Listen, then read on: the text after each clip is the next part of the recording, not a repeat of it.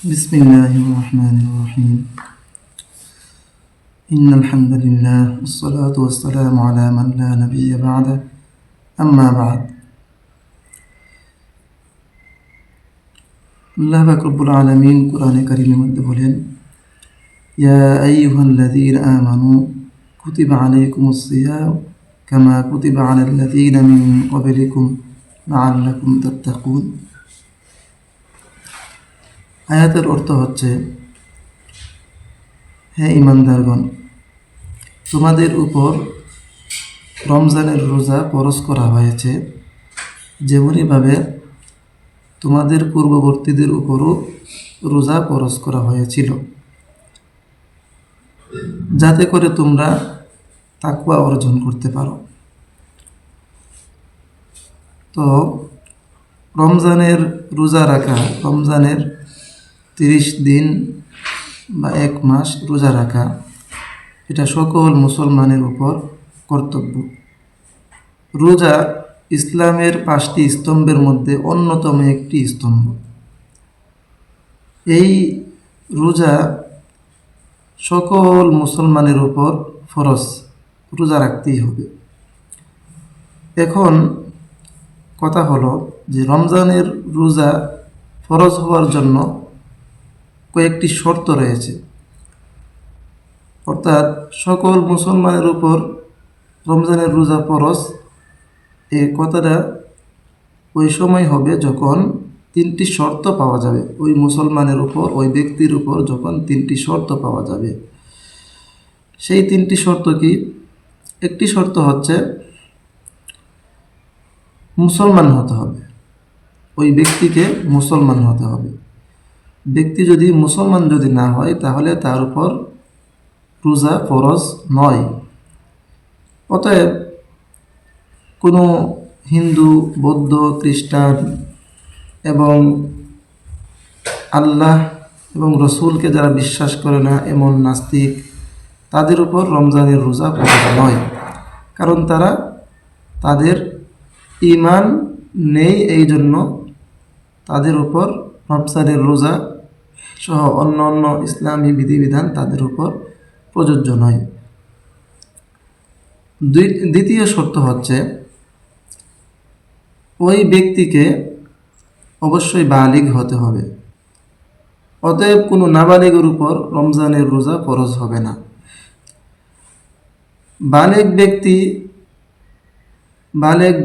একজন ব্যক্তি যখন বালেগ হয়ে যাবে, তখন তার উপর ইসলামের বিধিবিধান তার উপর প্রযোজ্য হয়ে যাবে। এই হিসেবে রমজানের রোজা, সেটাও ইসলামের একটি অন্যতম ফরজ বিধান। তার উপর রমজানের রোজা রাখা ফরজ হবে যখন সে বালিগ হয়ে যাবে। তৃতীয় নম্বর শর্ত হচ্ছে ওই ব্যক্তিকে অবশ্যই সুস্থ মস্তিষ্ক সম্পন্ন হতে হবে। এখন কোনো ব্যক্তি যদি পাগল হয়ে থাকে, কোনো ব্যক্তির মস্তিষ্ক যদি সুস্থ না থাকে, অসুস্থ মস্তিষ্ক, পাগল, যাকে আমরা পাগল বলে চিনি, এমন ব্যক্তির উপর রমজানের রোজা ফরজ নয়।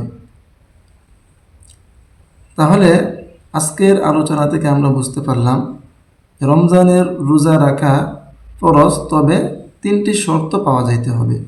3টি শর্তের মধ্যে একটি হচ্ছে ওই ব্যক্তিকে অবশ্যই মুসলমান হতে হবে। দ্বিতীয় শর্ত হচ্ছে ওই ব্যক্তিকে বালিগ হতে হবে। তৃতীয় শর্ত হচ্ছে ওই ব্যক্তিকে অবশ্যই সুস্থ মস্তিষ্ক সম্পন্ন হতে হবে। এখানে আরেকটি কথা বলে নেই, রমজানের রোজা যদিও বালেগের উপর রমজানের রোজা ফরজ, তবে বালেগ হওয়ার আগে নাবালেগ বাচ্চারা, শিশু বাচ্চারাও যেন রোজা রাখে, এই জন্য আমাদের অভিভাবকদের গুরুত্ব দেওয়া উচিত। কারণ রমজানের রোজা তারা যদি আগের থেকেই, বালেগ হওয়ার আগের থেকে তারা যদি রেখে অভ্যস্ত হয়, তাহলে বালেগ হওয়ার পর তার উপর রমজানের রোজা রাখাটা কষ্টকর হবে না। এই জন্য প্রত্যেক মুসলিম অভিভাবকদের উপর কর্তব্য, তারা যেন বাচ্চাদের সাধ্য অনুযায়ী তারা যেন রোজা রাখায়, তাদেরকে রোজা রাখতে যেন উৎসাহিত করে। এই প্রচেষ্টাটুকু আমাদের সকল অভিভাবকদের উপর কর্তব্য। আরেকটি বিষয় হলো রমজানের রোজা এটা মূল ভিত্তি কি, অর্থাৎ কোন কাজ না করলে রোজাই হবে না, বা কোন কাজ করলে তাহলেই রোজাটা ধর্তব্য হবে, আর নাই তো রোজা হবে না। তো রমজানের রোজার জন্য দুটি মূল ভিত্তি রয়েছে। একটি মূল ভিত্তি হচ্ছে নিয়ত করা, দ্বিতীয় মূল ভিত্তি হচ্ছে ইমসাক তথা সংযম। প্রথম ভিত্তি নিয়ে একটু কথা। রমজানের রোজা রাখার দুইটি ভিত্তির অন্যতম ভিত্তি হচ্ছে নিয়ত করা।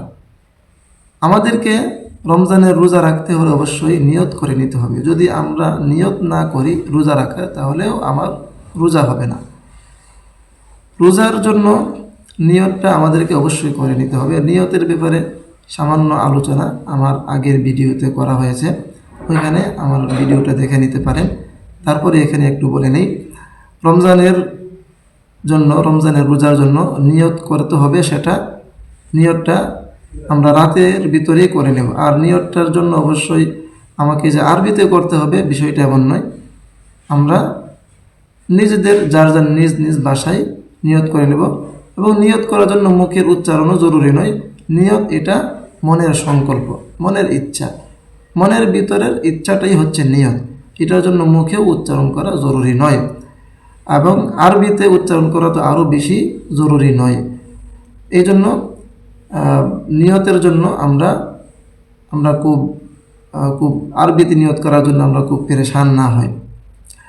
তো রমজানের রোজার মূল ভিত্তি দুটি, একটি হচ্ছে নিয়ত করা, আরেকটি হচ্ছে সংযম। সংযম কি? সংযম সেটা হচ্ছে দুটি কাজ থেকে বিরত থাকা। যে দুটি কাজ থেকে যদি আমরা বিরত যদি না থাকি, তাহলে আমাদের রোজাই হবে না। সেই দুটি কাজ কি? একটি হচ্ছে সুবহে সাদিক থেকে নিয়ে সূর্যাস্ত পর্যন্ত সকল ধরনের খানা পিনা, আহার করা, পান করা, সব ধরনের আহার পান করা, এগুলো বর্জন করতে হবে।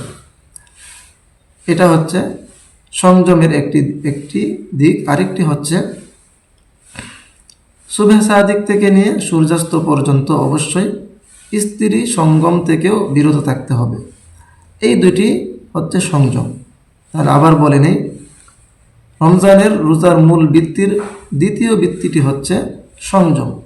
আর সংযম হচ্ছে গিয়ে সুবহে সাদিক থেকে নিয়ে সূর্যাস্ত পর্যন্ত সকল ধরনের খানাপিনা বর্জন করতে হবে, এবং সেই সাথে স্ত্রী সহবাস থেকেও বিরত থাকতে হবে। তো এই দুইটি যদি না হয়, কেউ যদি সামান্য যদি পানি খেয়ে ফেলে, তাহলে তার রোজা ভেঙে যাবে। এবং কেউ যদি রমজানের রোজা রেখেছে, তারপরও রমজানের রোজার দিনের বেলায় সে যদি স্ত্রী সহবাস করে থাকে, তাহলেও তার রোজা নষ্ট হয়ে যাবে, তার রোজা আদায় হবে না। এই হলো আজকের আলোচনা। আমাদের আলোচনা ইনশাআল্লাহ ধারাবাহিকভাবে চলবে। আপনাদের যদি কোনো কিছু জানার প্রয়োজন থাকে আমাদেরকে অবশ্যই জানাবেন, আমরা এটার জবাব দেওয়ার চেষ্টা করব ইনশাআল্লাহ। আল্লাহ তাআলা আমাদেরকে কবুল করুন।